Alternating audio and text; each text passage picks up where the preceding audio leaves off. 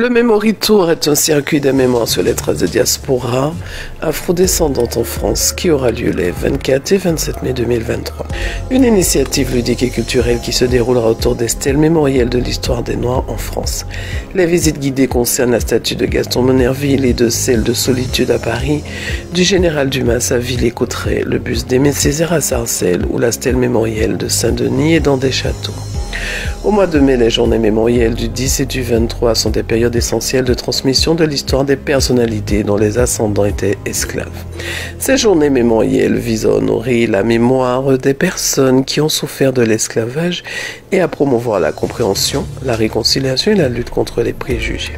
Selon les organisateurs, ces opérations contribuent à la transmission de l'histoire et à la reconnaissance des souffrances passées, tout en promouvant la justice sociale et la diversité culturelle. Le partage et la divulgation des nombreuses contributions de ces personnalités issues de la diaspora africaine à la construction de la France sont importants à l'éducation de tous les Français. Avec cette initiative ludique et culturellement engagée, les 24 et 27 mai 2023, la FAP entend poser les bases d'un tourisme mémoriel afrodescendant à Paris et en Île-de-France. Après une performance qui rentre d'après les spécialistes dans les grands moments du télécrochet de TF1, Misha se qualifie pour les demi-finales ce samedi.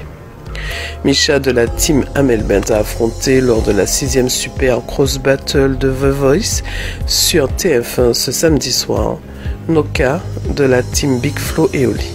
Le Saint-Laurentin a interprété un titre de Labyrinthe, Jealous. Misha, tout jeune talent venu de Guyane, chante comme il respire à l'instant, décrit The Voice. La prestation a convaincu. Misha se qualifie pour les demi-finales d'après un tweet de TF1 qui annonce l'émission de la semaine prochaine. La saison des pluies suit son cours. Dans ses prévisions mensuelles, Météo France Guyane indique que pour la période du 15 mai au 11 juin, la pluviométrie s'annonce proche des normales de saison, voire légèrement déficitaire. En effet, lors de la semaine passée, du 15 au 20 mai, la pluie était déficitaire. La tendance devrait rester la même pour les jours à venir.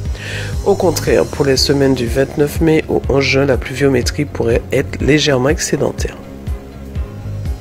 Au niveau de Prime Amazon et de la station essence à Mine, la route de Rémire est en travaux jusqu'à ce dimanche soir au mieux. Après avoir constaté l'immense trou sur la RD1 de Rémire-Montjoly, les services de la CTG ont regardé le ciel, priant qu'il soit clément pour permettre la réparation du tronçon de route situé entre Prime Amazon et la station à Mine.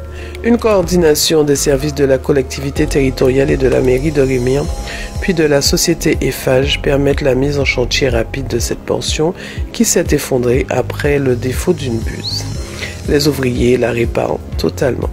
Une remise à neuf qui devrait être terminée avant la rentrée des classes lundi matin. Le chef de chantier se voulait confiant au vu de l'absence de pluie providentielle. Une déviation est mise en place, elle passe par le foyer ou la place du marché actuel puis rejoint le gymnase de l'USLM pour aboutir aux âmes claires.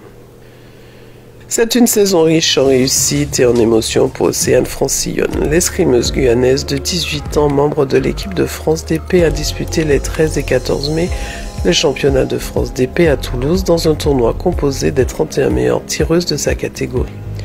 Après avoir commencé l'escrime à Cayenne à 6 ans, Océane Francillonne a pris la direction de l'Hexagone il y a 3 ans. Aujourd'hui membre du collectif s'entraînant au Creps des Hauts-de-France et du Cercle d'escrime de Châlons en Champagne, la Guyanaise a dû passer par une phase d'adaptation à seulement 15 ans pour poursuivre son parcours dans le haut niveau. Un séisme de magnitude 7,1 s'est produit samedi dans l'océan Pacifique à l'est de la Nouvelle-Calédonie, a annoncé l'Institut d'études géologiques des États-Unis, USGS, un jour après qu'un important tremblement de terre a frappé la même région. L'épicentre a été détecté à une profondeur de 35 km et à environ 300 km à l'est des côtes calédoniennes selon la même source. Aucune vague importante n'a été observée, a-t-elle ajouté.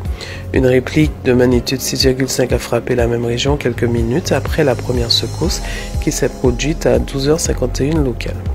Après avoir émis une alerte pour les côtes situées à moins de 300 km de l'épicentre, le Centre d'alerte au tsunami du Pacifique, PTWC, a indiqué dans sa dernière mise à jour qu'il n'y avait plus de risque de tsunami lié à ce séisme. La sécurité civile de Nouvelle-Calédonie avait pour sa part annoncé dans un communiqué qu'aucun risque de tsunami n'est avéré pour l'archipel et qu'aucune action de la population n'est requise.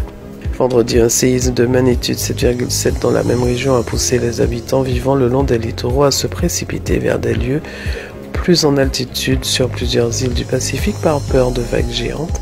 L'alerte au tsunami aurait été élevée quelques heures plus tard. Le grand-père des 4 enfants indigènes disparus depuis 19 jours en Amazonie colombienne s'est vendredi, convaincu que sa petite fille de 13 ans, l'aînée de la fratrie forte et intelligente, a réussi à mettre ses frères et sœurs en sécurité dans un entretien avec l'AFP. Les enfants ont survécu à l'accident de l'avion qui les transportait et s'est abîmé en pleine jungle le 1er mai, tuant les 3 adultes à bord dont leur mère. De nombreux indices, des ciseaux, un biberon, des fruits mâchés et un abri de fortune fait de branchages ont été retrouvés par les secours, mais pas encore les enfants qui pourraient errer dans une épaisse végétation humide, terre de jaguars, de pumas et de serpents venimeux. Issus de la communauté indigène Huitoto, ils sont habitués à la jungle, dit à l'AFP Fidencio Valencia, 47 ans, impatient d'avoir des nouvelles des recherches auxquelles participent 150 militaires et des indigènes de la région, aidés de chiens renifleurs, d'hélicoptères et d'un avion de l'armée de l'air. C'est la fin de ce flash, je vous remercie de l'avoir suivi, j'aurai le plaisir de vous retrouver vendredi prochain sur Radio Mayuri Campus. Bonne semaine à tous et à toutes.